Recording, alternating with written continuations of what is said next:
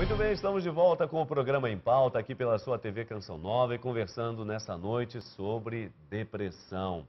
Trabalhando aqui, não é, com os nossos convidados, um pouco sobre as causas, obviamente, para podermos entender muito melhor, então, como tratar a depressão, depressão como doença, depressão como ausência de sentido de vida, enfim, entendendo um pouco mais sobre o tema e, é claro, querendo apontar o melhor caminho, não é isso? Para isso a gente tem também aqui alguma literatura e que nos ajuda muito na temática da noite. O primeiro livro que eu quero indicar aqui para você já está na 9ª edição da Mira Chave Jones, Como Enfrentar a Depressão, Formas de Ajuda e Convivência, o Milagre Pode Acontecer. Então ela está dando aqui uma das receitas, não é? Se a gente pode dizer dessa maneira, mas está aí para você, se quiser conferir como enfrentar a depressão aí pela editora Voz, já está na sua 9ª edição. Tem aqui pela editora Canção Nova, do professor Felipe Aquino, A Luta contra a Depressão. Depressão que, como o professor costuma dizer, se tornou aí uma verdadeira epidemia. Mas qual é a boa notícia? Tem cura. Então, o professor aqui ajuda como enfrentar essa luta aí pela editora Canção Nova. E também, não é em vídeo, em vídeo, né? Você tem aqui em DVD, Depressão, Receita para Sair da Depressão, se a gente pode usar esse termo, ou Depressão Tem Cura, do professor Felipe Aquino. Você pode adquirir aí pelo shopping.cançãonova.com ou ligando para o nosso telefone 0 operadora 12 3186 2600. Tá ok? Claro que aqui nós não estamos oferecendo nenhuma receita e nem queremos, não é? Mas com o auxílio da ciência, queremos entender muito melhor essa temática que, com certeza, muita gente que está nos acompanhando nessa hora, talvez até esteja passando por esse problema. E nós aqui queremos oferecer uma ajuda e vale a pena essa ajuda, não é verdade? Então eu já quero perguntar aqui para o doutor, nesse segundo momento do nosso programa, a respeito, doutor, desses fatores. Por um lado, nós já vimos os fatores pessoais, mas por outro também temos os fatores sociais. Até que ponto essa nossa vida moderna, eu diria quase que pós-moderna, não é, influencia aí fortemente para o surgimento da depressão?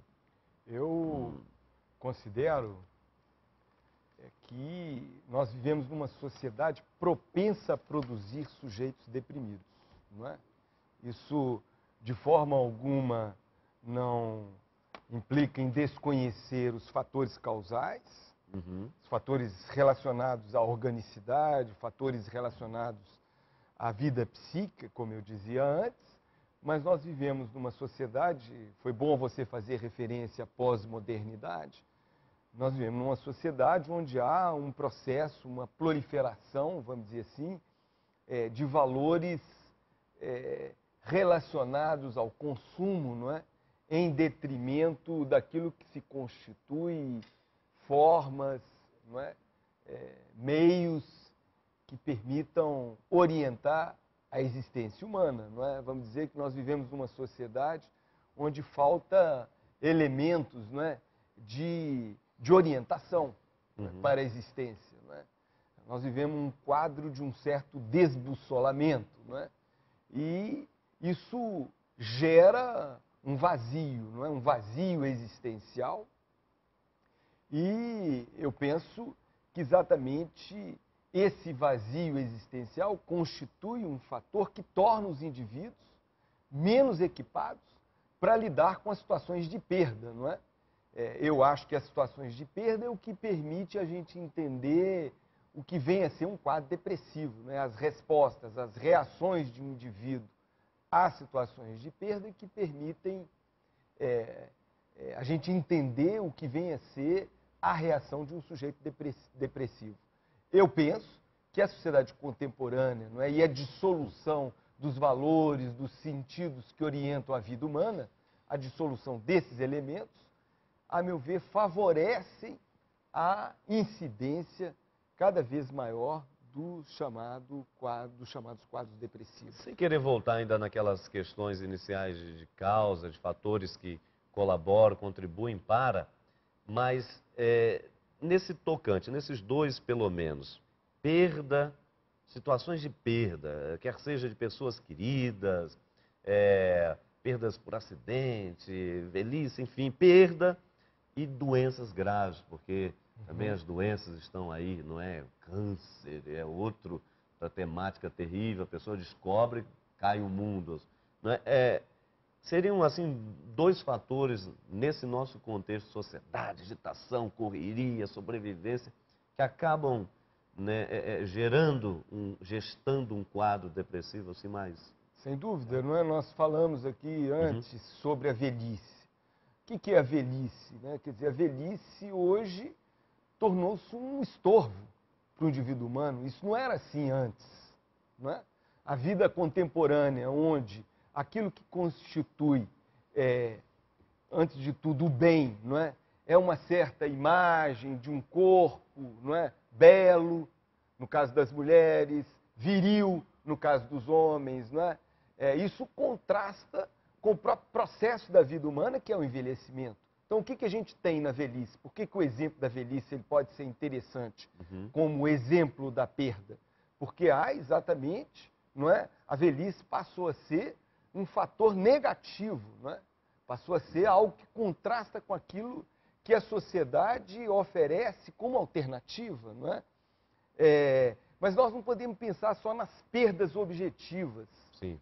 Há perdas concretas, objetivas, mas há perdas ideais, não é? Há sujeitos que perdem, por exemplo, um certo valor que antes era importante. Por exemplo, um homem que tinha um bom laço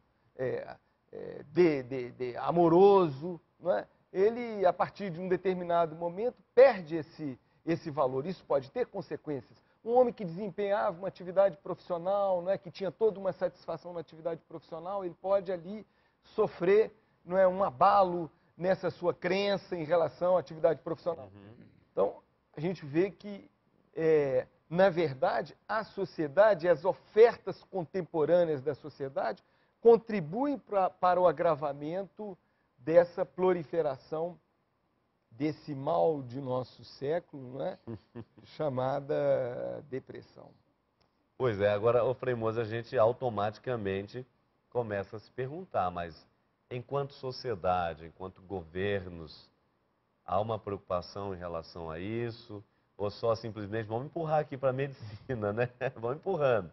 Mas o favorecimento de uma vida em sociedade, sobretudo nos grandes centros, estamos aqui num grande centro, Belo Horizonte, até se costuma dizer que, não é, os mineiros dizem aqui dessa maneira, Belo Horizonte é um grande centro, mas parece uma roça grande. Por quê? Porque aqui ainda consegue se viver um pouco mais com características de interior, mas você vai para São Paulo, por exemplo, Rio de Janeiro, quer dizer, capitais assim do Brasil, sem contar outras no mundo, mas falando aqui do Brasil, que agitam por demais as pessoas, parece que não há muito uma preocupação de governos, de entidades para dar uma freada nisso. Qual é a sua fala em relação a isso? Eu não sei se vou pegar exatamente o cerne da questão, ou se eu vou abrir um outro leque. Eu estava pensando, você falou de grandes cidades, imagina a vida num apartamento, que se chama apertamento. E mesmo aqui hoje, vindo do aeroporto, olhei assim uns prédios que estão sendo construídos, e Deus me livre morar lá dentro de uma gaiola dessa, né? Então já a própria estrutura física, ela, por assim dizer, vai oprimindo. E a pessoa fica lá, sem sol, sem um ar puro, coisa que vale. O Rio de Janeiro, por exemplo, tem uma vantagem, que tem o mar, e mais São Paulo, que não tem. Bom, não quer dizer que o carioca seja menos depressivo do que o outro, porque tem outros fatores aí da insegurança. Agora, essa questão da habitação.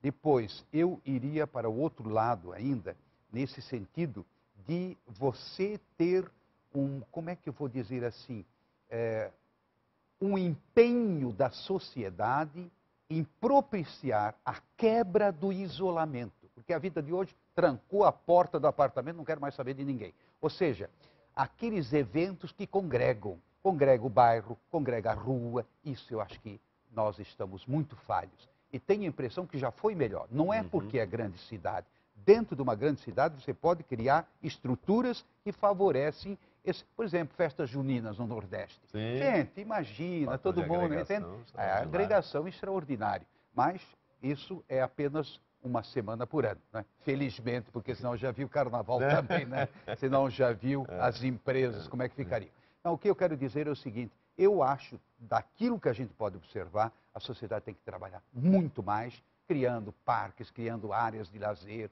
criando oportunidades, ou seja, é um trabalho educativo para viver em sociedade, para carregar seus próprios pesos, ou seja, suas próprias perdas, né, que a pessoa sinta o amparo e, vamos supor assim, numa doença, que não seja jogada aí num canto em muitos hospitais, é de desesperar mesmo. Não quero dar nomes, não é? Mas é de desesperar. Você entra lá é para morrer mesmo, porque não tem condições mínimas. E assim vai.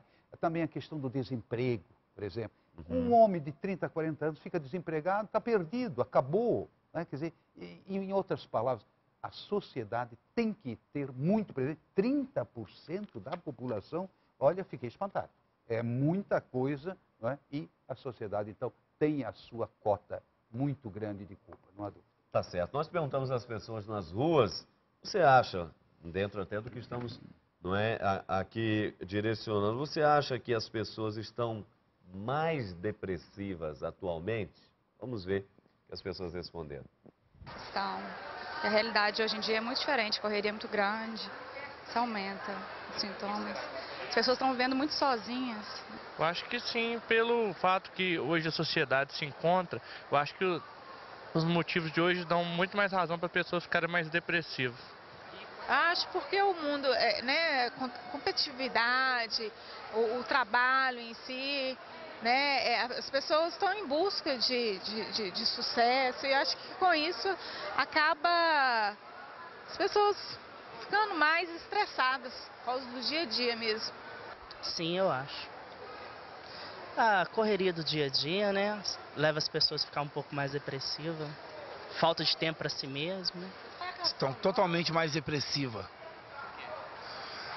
Devido à falta de emprego, violência, entendeu? Falta de Deus no coração de todas as pessoas e falta de ajuda dos governos que poderia construir, dar uma assistência a essas pessoas para que elas possam tentar melhorar esse caso clínico que ela tem, né, que é psicológico. Pois é, tá aí a sintonia. Não, ele deve ter ouvido as minhas colocações, não é possível, né? Essa sintonia tão profunda, todos esses fatores. O que me chamou a atenção, entre tantas outras colocações que foram boas, foi frustração das expectativas. Você não tem mais sonhos, e quem não tem mais sonho, não importa a idade que tem, não é? E eu costumo definir a velhice como decadência quando as pessoas perdem a capacidade de sonhar, de projetar, ter projetos de realização. Então, a frustração de expectativas, sem dúvida, é um fator importante. Tá certo. Doutor, acho que é muito importante para quem está nos acompanhando com absoluta certeza. Aqui deu para se perceber bem o quadro, os sintomas, não é um pouco as causas. Agora, no caso da depressão, então a pessoa descobriu, quais seriam os passos para ela buscar então essa cura? Porque a gente parte do princípio que toda doença tem cura, não é verdade? Bom, eu penso que um primeiro fator importantíssimo é um bom diagnóstico. Então, assim, eu queria, inclusive, manifestar uma certa discordância de que a depressão seria o resultado de apenas uma certa ausência de elementos necessários à vida individual, à vida social. Então, eu penso, por exemplo, que o mero desemprego, a mera correria, não produz uma depressão. Sim. Sem dúvida. Porque isso é um fator presente para todos os indivíduos, isso é um fator universal. Okay. O que nós vamos observar é que certas pessoas, diante das adversidades da vida, vão responder com um quadro depressivo. Então eu queria manifestar a minha discordância de que a gente possa nomear toda reação de mal-estar como depressão. Depressão é algo muito preciso e que exige, em primeiro lugar, um diagnóstico preciso. Tá certo. Olha, sobre isso nós ainda vamos continuar conversando, porque aí vem uma pergunta também muito importante. Ou seja, a qual, em primeiro lugar, especialista a pessoa deve recorrer? Sobre isso nós vamos conversar então após o nosso intervalo. Já já estaremos de volta. Minuto só.